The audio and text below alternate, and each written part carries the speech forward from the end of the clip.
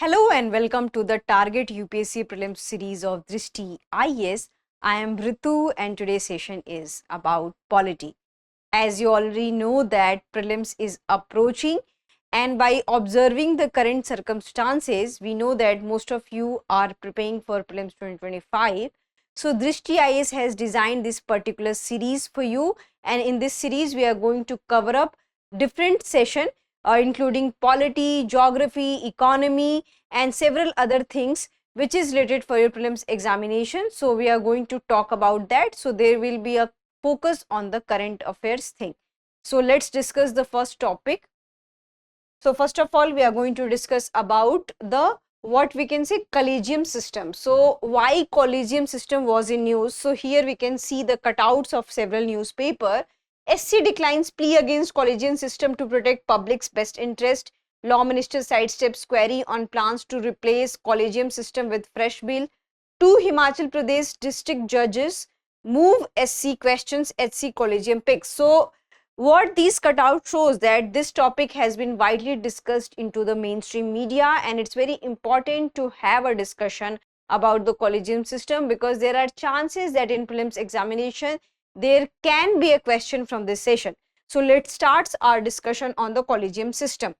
So first of all, we should know that what is collegium system. So it is a system through which High Court judges and Supreme Court judges are appointed. So this is called as collegium system, and it has Chief Justice of India including 4 other judges. So this is about the collegium system. And if we'll talk about that, which articles talks about the appointment of judges. So article 124(2) and article 217 of the Indian Constitution talks about the appointment of judges, and in which article 124(2) talks about the appointment of Supreme Court judges, and article 217 talks about the appointment of High Court judges. And here what we can see that the Supreme Court has already upheld the collegium system and has annulled the NJAC. So this thing has been, NJAC has been introduced by the government, in which government also want that there should be also stake of the government while appointment of the judges, but this has been what you can say annulled by the Supreme Court. And here what we can see that appointment of judges of High Court and Supreme Court is solely with the judiciary. So this is about the collegium system. Now we are going to talk about that how this particular system has evolved. So we have 3 judges cases. First judge's case came in 1981, then we have this second judge case in 1993, and then we have third judge case in 1998. So we'll discuss about each of the case, that how this particular thing has come. So if we'll talk about the first judge case which has come in 1981, so what it has declared? So it has declared that primacy of the CJI's recommendation on judicial appointment and transfers can be refused for cogent reason. So here in this judge case we can see that there was also involvement of executive power here, but later it was annulled by the second judge cases, in which what we can see that CJI has given the sole power, and it will be what you can say collective opinion, CJI along with the 2 other chief justices. So this is about the second judges. We'll also discuss about the third judge cases. So here it will be a 5-member body. So including CJI, we have another 4 senior most judges. So this is what you can say 5-member body. Now there are many concerns associated with the what you can say collegium system, that collegium system has been not what you can say introduced by an act of the parliament. It has evolved over the years. So what are the concerns related to the collegium system? So here, as we had already discussed, that executive have no role into the collegium system, and this create a gray area into the appointment of judges. And there were several allegations on the judiciary that most of the judges come from a single family, most of the judges come from a upper strata. So what you can say nepotism is promoted through collegium system. There is a lack of transparency, there is a non-involvement of the executive power, and this marks a lot of controversy with the collegium system. So this is the concerns associated with the collegium system. So we already had discussed about this thing.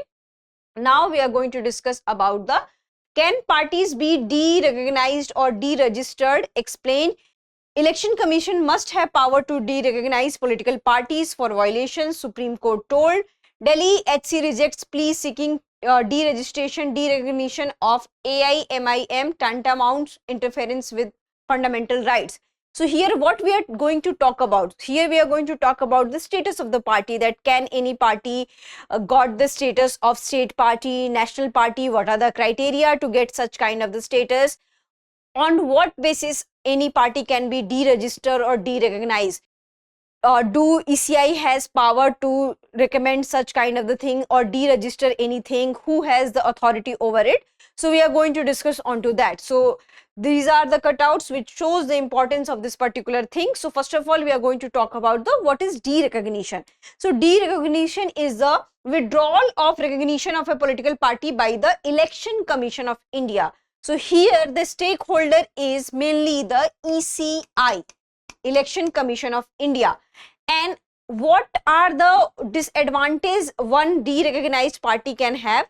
So the party can contest the election, but it has to lose the privileges which has been given to the recognized political party. So this is the difference between the recognized political party and derecognized political party. And Election Commission of India has the power to derecognize a political party if it violates the provisions of the Indian Constitution or the Representation of the People Act 1951.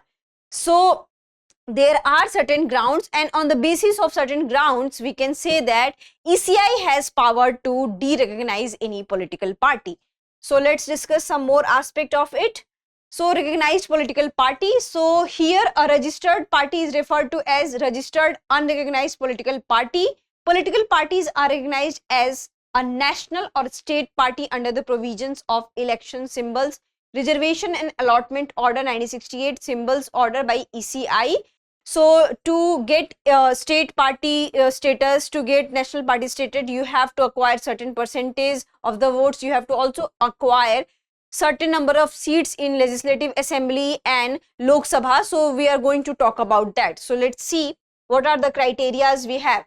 So conditions for recognition as national party. So a party is recognized as a national party if any one of the following is fulfilled: 6% votes in 4+ states in Lok Sabha, or assembly plus wins 4 Lok Sabha seats from any states, win 2% of the Lok Sabha seats, 11 out of 543 from 3 states, recognized as a state party in 4 states. So these are the criteria for the state, what you can say, national party. Now we are going to talk about the state party.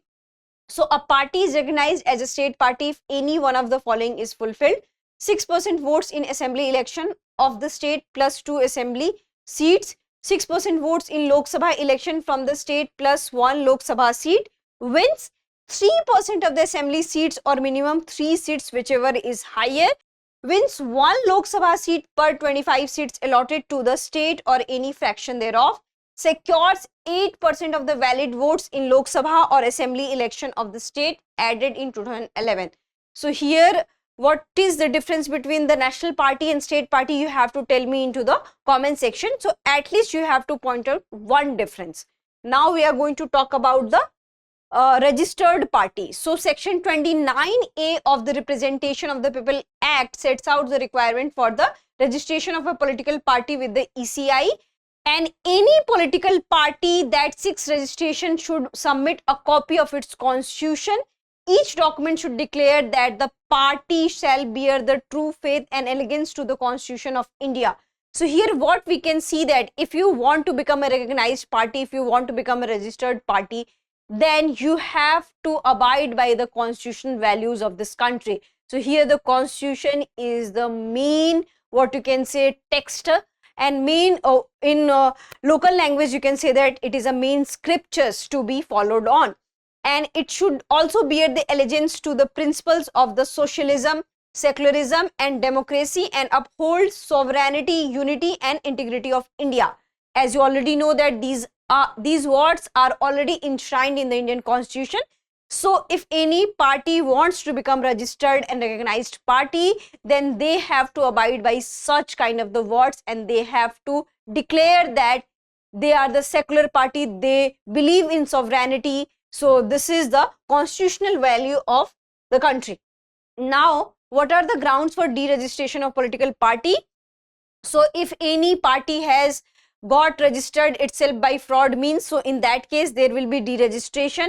Or if any party has, what you can say, violated the principles of the Indian Constitution, so this can be also a strong ground for derecognition of the one party, and it is declared illegal by the central government. This is also one of the case. And a party revises its internal constitution and refuses to comply with the Indian Constitution.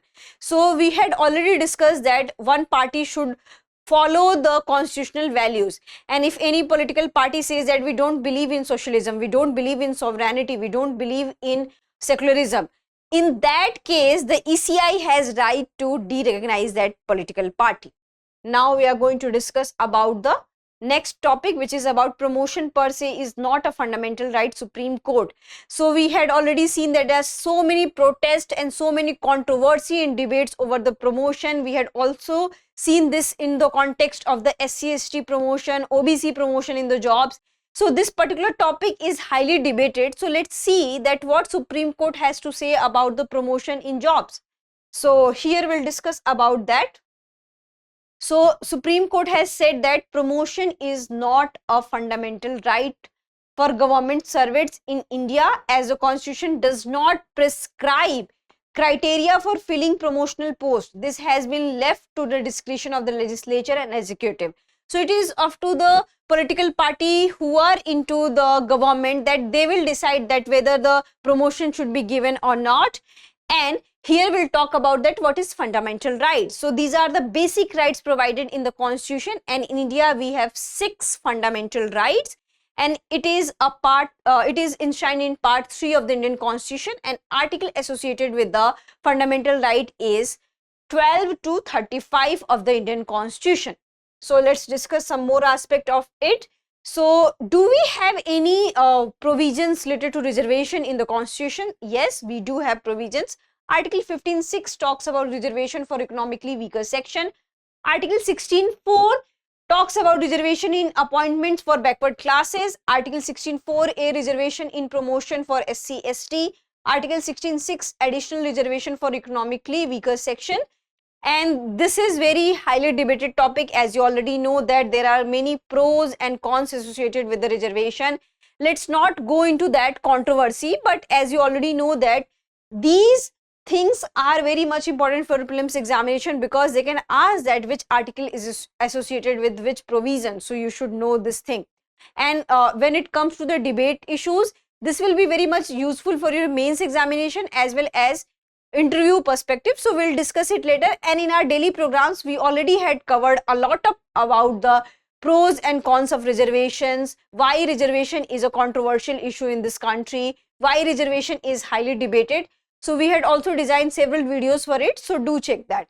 Now we are going to discuss about the who will be the next president of America, when will it be announced Donald Trump's party declares victory in US presidential election 2024.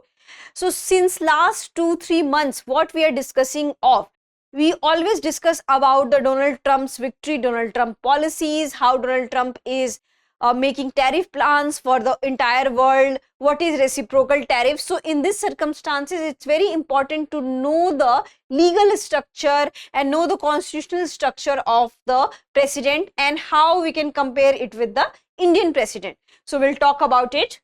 So first of all, we are going to talk about that why this particular thing came in the news. So as you already know that Donald Trump has been elected as 47th president of USA, and that has given us a background to examine the different provisions related to the USA president and the Indian president. So we'll talk about that. So in United States, a presidential candidate can lose the election despite receiving the most votes, as the electoral college system plays a crucial role in the election process. So here electoral college is very much important. So here popular votes does not decide, the electoral college decides your what you can say presidency. So we'll discuss some more aspect to it. The president is the head of the state, head of the government of the United States. He or she directs the executive branch or federal government and serves as a commander in chief of the US Armed Forces. and the term is specified for 4 years and anybody can be elected for 2 times. So this is the second time for the President Donald Trump in America. Now we'll discuss about the electoral college system. So what is the purpose of formal process to elect the US president and vice president?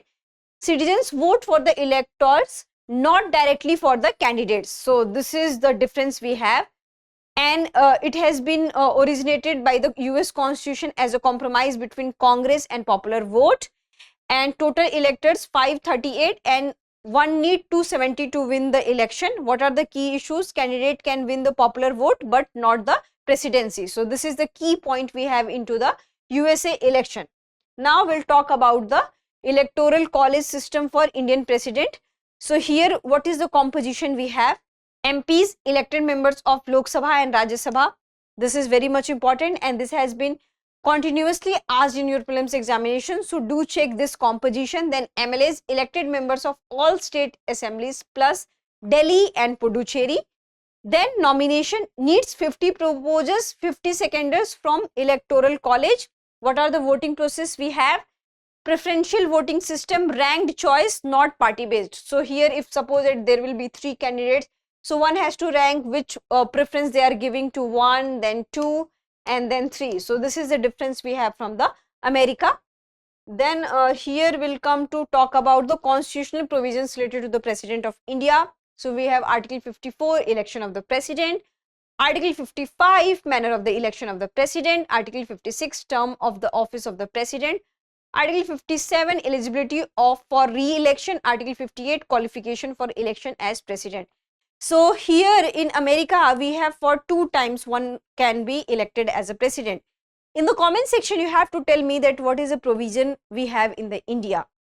Do we have any specific provisions that one person can be elected for how many times as a president? So you have to tell me into the comment section.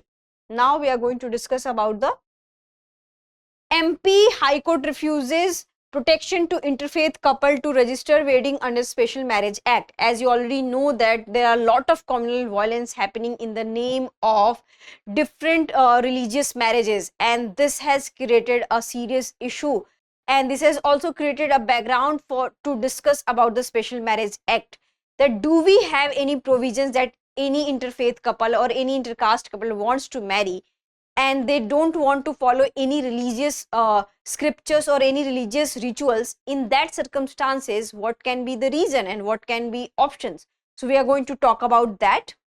So first of all, we are going to talk about the Special Marriage Act 1954. The Special Marriage Act 1954 is an Indian law that provides legal framework that any couple who are of the intercaste and interfaith, it means Hindu Muslim, Hindu Sikhs, and intercaste, anybody can be from a different caste, anybody can be from Yadav, anybody can be from Kurmi, anybody can be from Brahmin, Rajputs.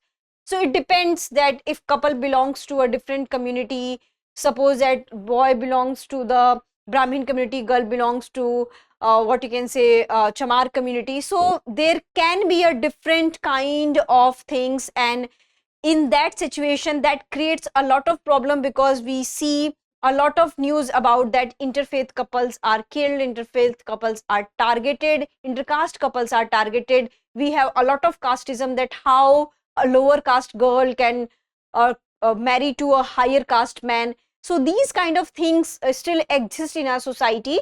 So by observing such kind of circumstances, we do have provisions in the name of Special Marriage Act, and our constitution talks about it that anybody who belongs to a different faith and different caste can marry. Now we are going to talk about that what it governs. So in Indian marriage setup, it governs civil marriages, whereas marriages is approved and preferred by the state rather than being based on religious principle. And in case of religious marriages also, it is also mandated and it is also recognized in our country. Suppose that if 2 people belongs to Hindu community and they are marrying through Hindu rituals, so their marriage is also valid. If 2 people belongs to Muslim community and they want to marry with each other, so in that case also their marriage is valid. So we do have civil what you can say standing, and we also have religious standing related to the marriage. Now we are going to talk about the applicability. It extends to the people of all faiths, including Hindus, Muslims, Sikhs, Christians, Jains, Buddhists across India. Procedures: notice to the marriage officer 30 days prior to marriage, declaration signed by parties and 3 witnesses before the officer, marriage certificate issued as a proof. So these are the provisions we have. Then we can see what are the notice periods. So notice published before 30 days for objections, and in such circumstances objection can create delay in the marriage, and there are a lot of concerns, as I have already discussed, that if anybody, suppose that if any female belonging to the Rajput community and she wants to marry from a person from the Dalit community, that creates a very objectionable situation in our society, and that has very much ridiculous what you can say events. We can see that people are targeted, people are killed.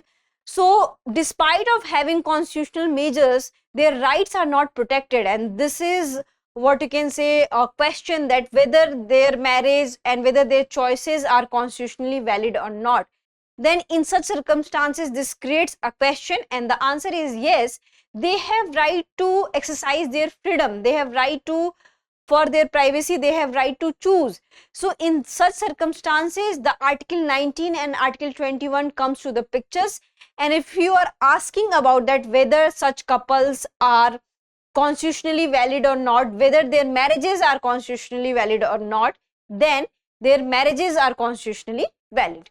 So here as I have already told you that it undermines the article 21 and article 19.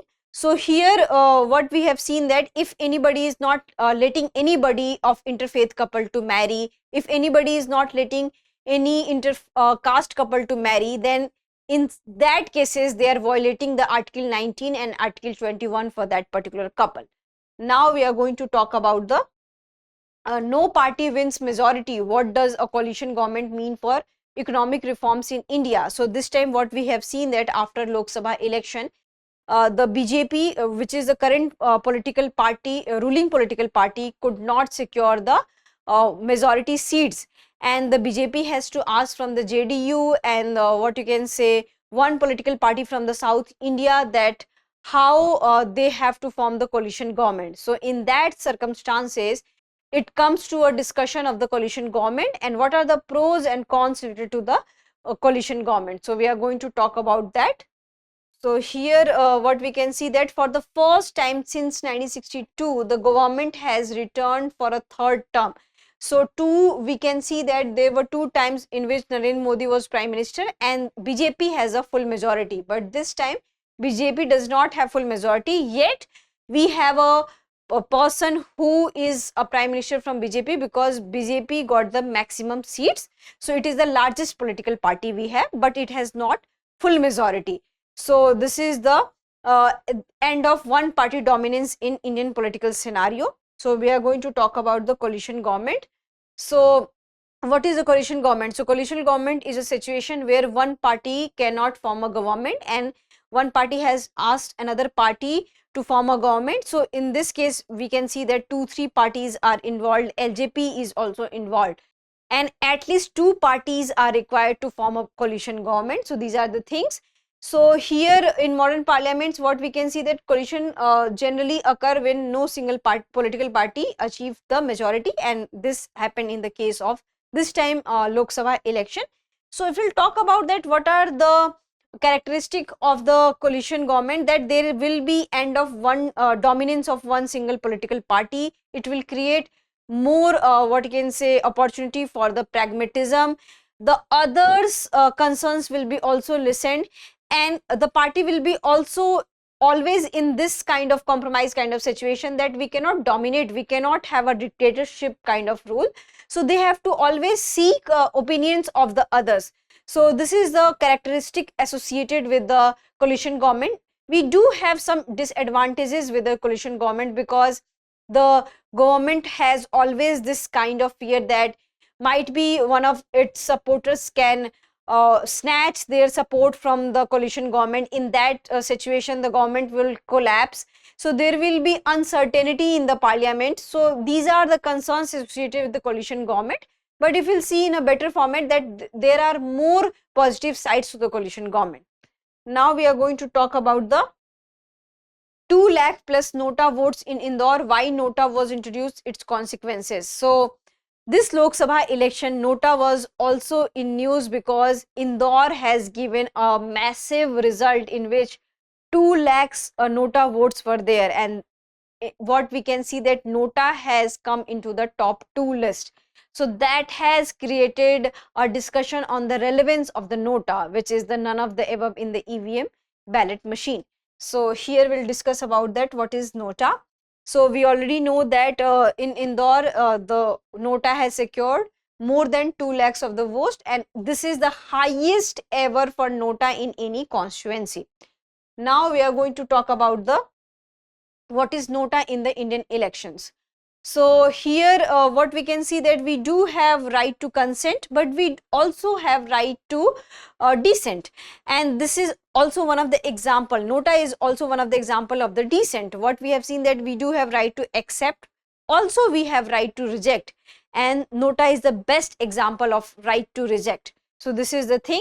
And in 1999 the Law Commission recommended the introduction of negative voting, and from 2013 onwards we can see that Nota has been introduced into the state legislative assembly. Talking about that Nota, do we have any impact on Nota?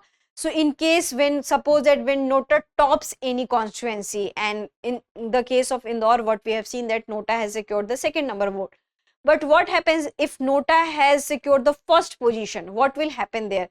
So there will be no much impact on the results, because in that case what we can see, the second candidate who has got most vote after the Nota, that person will be declared as a winner. So that has created another kind of debate that what is the relevance of the Nota then?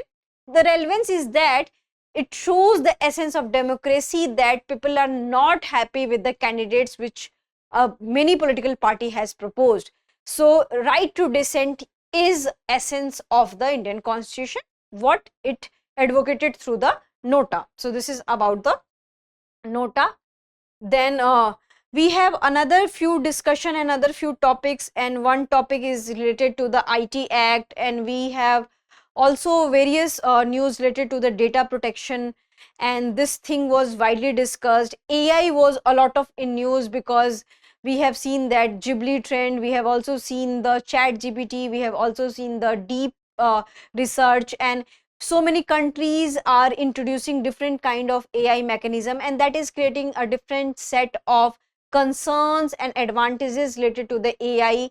And India also has rules and regulations related to the regulation of IT. Then you have to also go through that what is the concerns related to the AI, what are the advantages we have, what are the criteria we have in India, what are the laws associated with the AI, and what are the laws associated with the digital technology. So we do have proper laws for these kind of things. So you have to also read and go through, briefly go through such topics. And that's it for today's session. I hope you like this session. If you have any queries related to the session, kindly ask into the comment section, and keep revising. All the best for your prelims examination.